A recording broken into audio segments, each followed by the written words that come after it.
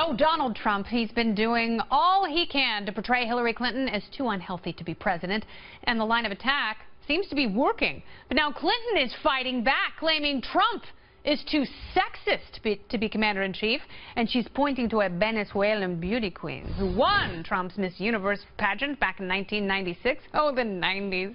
Here to explain, it's Fox News digital politics editor Chris Stirewalt and former White House press secretary and co-host of The Five, it's Dana Perino. Dana and Chris are also co-hosts of the brand new show, Perino and Stirewalt. I'll tell you what. And it airs Sundays on the Fox News channel, right? Sundays? Just till the election. Yeah, 5 p.m. Sundays. And it's an amazing show, and you have to see it and enjoy every moment, every morsel. Chris, I will start with you.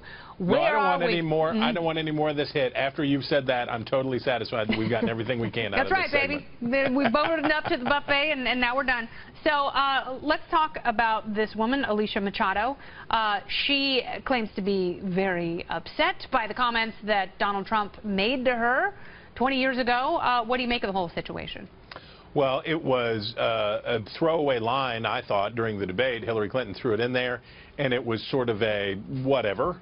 But then it turned out that they had laid a trap for Donald Trump, that she was teed up the next day for a bunch of media, for a Cosmo shoot, for all of this stuff. And the story has everything that the press cannot resist. It's got sex, it's got gender issues, it's got body shaming, it's like a whole episode. Yeah. It's got bikinis. It's like a whole episode of The View in one controversy. And Trump took the bait, came back the next day, talked about it more, and now he's stuck in it.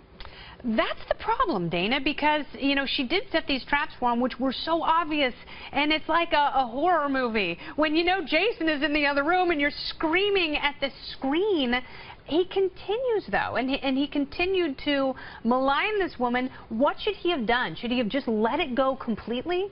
Well, there's what I think he should have done, and then what he maybe should do politically that would be best to help him. Okay. Okay. So what I would have done that night, if I were there, it was to say, she was a lovely girl, and I am so glad to have known her.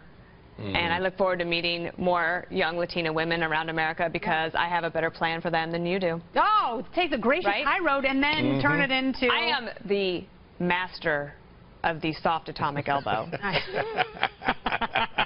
I am going to write that down. Fly. So that's what I would have done. But what's the politically? But, well, now politically, having like the next morning going to your best friend's house and be like, do you agree with everything I say? And they're like, yes, and more. And they let him keep talking, you know, on the morning show. And so all of a sudden now he's saying that she gained a bunch of weight. Okay, so then he's doubling down. He's doubled down Donald Trump. Right. So, but people who would be your supporters are like, well, but look at the rest of the story. She obviously was a plant. She's an actress. She clearly is just doing this to get her 10 minutes of fame. Yeah. Did you see she was with a drug kingpin? Did you see she had a baby out of wedlock? Did you see all these things? And they are making this whole thing to impugn her credibility. Now, that might work with his audience, but that's not who she was talking to. Yeah. She needs Latina women and men to turn out in higher numbers than for Trump, but certainly she needs to try to turn out that coalition that seems a little unenthusiastic about her than they were for Obama. And it's a defensive play on his part, Chris Stirewalt. I'm going to pose the same question to you. What does he do now, and what does he do in the next debate? Is it possible for him to set a similar trap for Hillary Clinton? Well, I mean, sure, it would take a lot of skilled campaign work, and it would take a lot of forethought that we haven't seen so far from his organization, because remember, they focus on flying by the seat of the pants, instinctual gut play, rather than crafting these sorts of gambits. But for Trump, he thinks, apparently, based on what he said in a rally yesterday, what he's talking about today, is that he needs to attack Hillary Clinton harder.